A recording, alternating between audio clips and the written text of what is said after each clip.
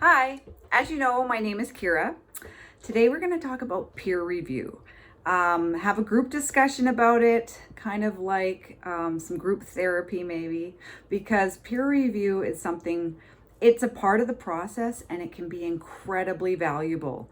When you get first-hand contact with a reader of your writing, you can glean so much good information to take back to your process.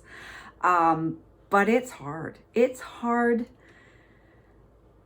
when you're putting up your writing to be examined by other people and you're going to probably sit there and listen to that examination. Nobody likes going to the doctor. The word doctor is just as hard as any other doctor. But like I say, it can be a really great experience as well, because where else do you get the opportunity to hear from your reader? You're also, peer review is the best type of review because you're actually getting it from your peers. You guys are all in the same boat. And I know I'm talking a good game here, but it has been hard for me to accept peer review myself. But it never gets easy. It just gets less hard, especially when you focus on what you can improve about your writing and take back with you. I'm going to take a couple of points from the SNHU creative writing critique philosophy, because peer review, there's a lot of words for it: workshopping, critiquing. First and foremost, the critiquing your peers' work is one of, first and foremost, respect. And feedback should be honest, but never personal.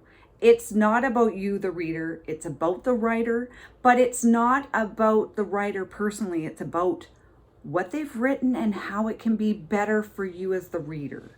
But it takes practice to establish the line between personal opinion and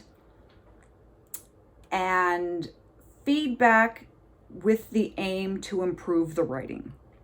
For example, personal opinion would be how you think Game of Thrones should have ended.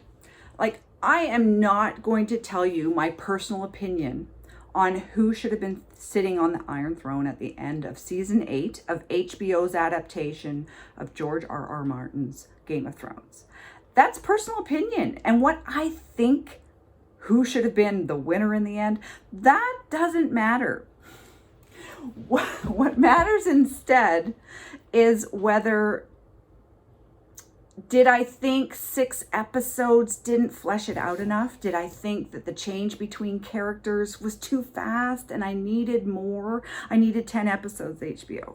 Now that's a little bit of more helpful critique than just, you got it wrong. That's my personal opinion, and we're going to do our best to not bring personal opinion into peer review, and rather constructive critique aimed at improving the writing. 6 episodes felt rushed, I needed 10 is valid, because it's still your kind of opinion, but it's asking the writer that the transition between characters was maybe too fast, and could you give me more? If you go to a writer and say, in a peer review process, and say, if your intent was that I wasn't sure if the character was the good guy or the bad guy, if you want me to be confused, you have nailed it. If you didn't want me to be unsure, then maybe you need to give me a little more to lean me towards, oh, he is the good guy. He is going to be the hero, not the dark hero.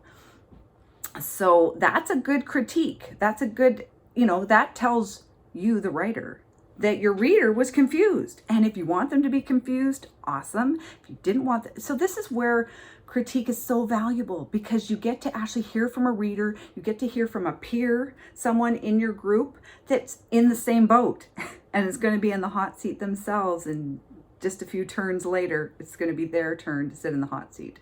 So if you first and foremost start out with respect and focus on constructive criticism, that's going to go a long way.